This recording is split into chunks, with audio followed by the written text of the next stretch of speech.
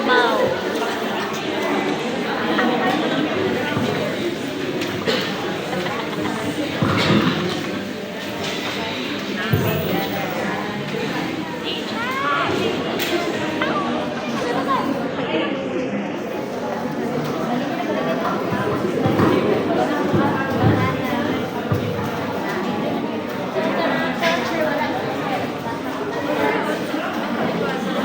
Okay, magandang hapon mga estudyante ko. So ako nga pala si Teacher Ray. Ako ang iyong guro ngayong hapon na ito. Kamusta nga ba kayong lahat? Ay, at bakit parang kayo ay masyadong hindi maniganig sa hapon na ito? Hindi ba kayo excited sa hapon na ito? Ay, hindi ko na feel ang excitement na at ninyong pinapakita. Paano ba tayo muna ay tatayo? Tatayo tayo, yes. Tumayo po tayo lahat para tayo ay makapaw. Ensayo. Okay. Ngayon, sinong may alam sa inyo sa kantang Saging-Saging? Itaas nyo yung mga kamay kung sinong may alam na sa kantang Saging-Saging. Sige. Sige. Samahan niyo ako dito sa harapan. Okay? Okay. Itaas na muna natin ating kamay at iwaway natin. Okay. Okay. So, kakantahin ko muna ang kantang Saging-Saging at saka kayo susunod. Okay? Okay. Ang kanta na ito, ipapakita ko sa inyo. Sana kayo ay makinig sa kantang Saging-Saging. Okay? Okay. Saging-saging, mangga-mangga, papaya, papaya, paghalu-haluhin, pagsama-samahin, fruit salad, fruit salad. Naiintindihan ba? Oo. Okay, sige. Sundan niyo ako. Saging-saging, saging-saging, mangga-mangga, papaya, papaya, paghalu-haluin, pagsama-samahin, fruit salad, fruit salad. Okay. Maaari na po tayo magsiupo. Bago muna natin ipagpatuloy ang ating tatalakayin ngayong hapon, ay meron muna tayong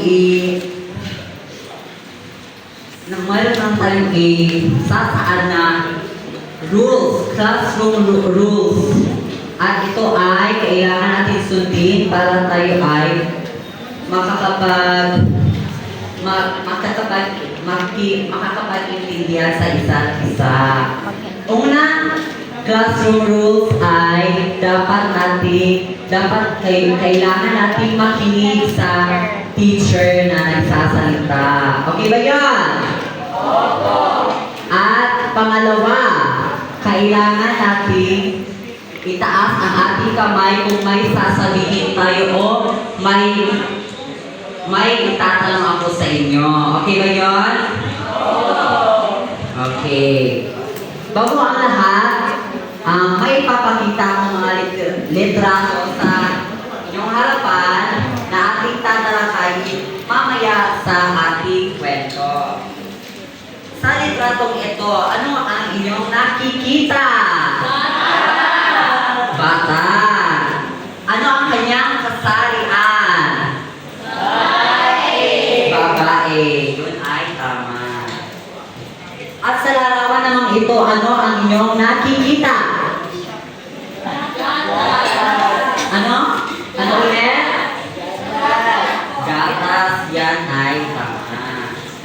Kailangan natin uminom ng gatas para tayo ay sisigla. Okay.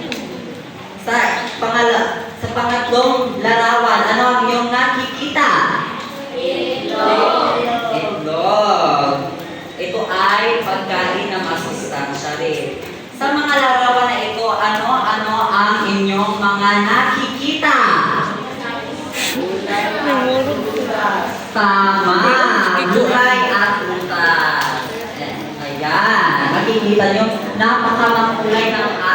prutas at gulay. Okay. Bago tayo magsisimula sa ating kwento, ay may kailangan muna tayong gawin.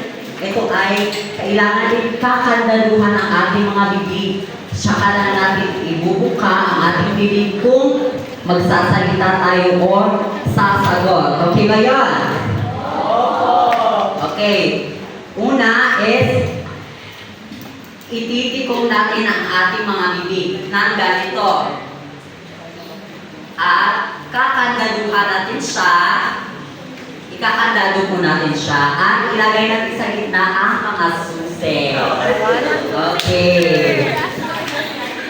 Okay na ba ang lahat? Okay.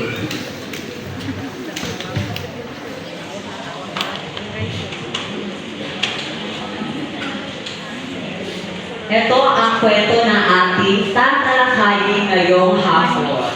Ang malusog na bata. Ito ay pinamagatan ang malusog na bata. Okay, maaari ka po na. Okay na ba? Patay sa dado. Okay. Ang malusog na bata na si Cindy. Ulitin. Pasensya na po. Ang malusog na bata. Malusog na bata si Cindy. Umiinom siya ng gatas. Kumakain siya ng itlog at gulay. Masigla kong kumilos si Cindy dahil malusog ang kanyang katawan. Kaya pala masigla at kumilos kung kumilos si Cindy dahil siya ay kumakain ng Kakandado ang baba. Okay. Uulitin ko ang aming question. Bakit? Ay, itaas ko natin ulit ang ating kamay kung tayo ay sasagot sa question na ating ibibigay sa inyo. Okay, mali po ba tayo? Bakit? Yes. Ano po ito?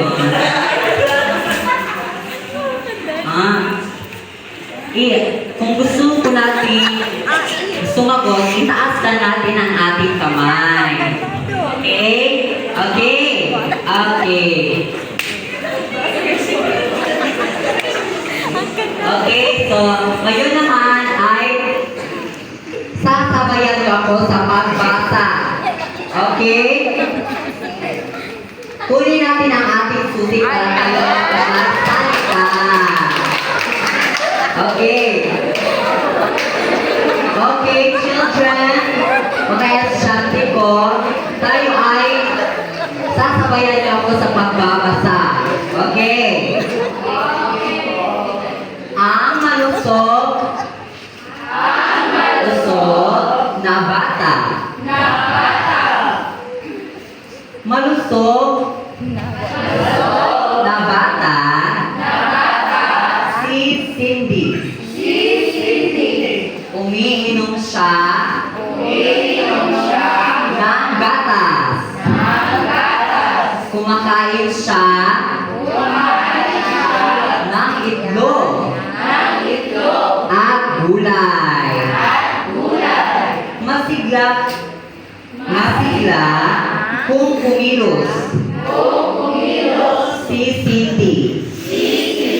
Dahil malusog ang kanyang katawan. Okay. Ngayon, sa parte ito ay kayo muna ang babasa sa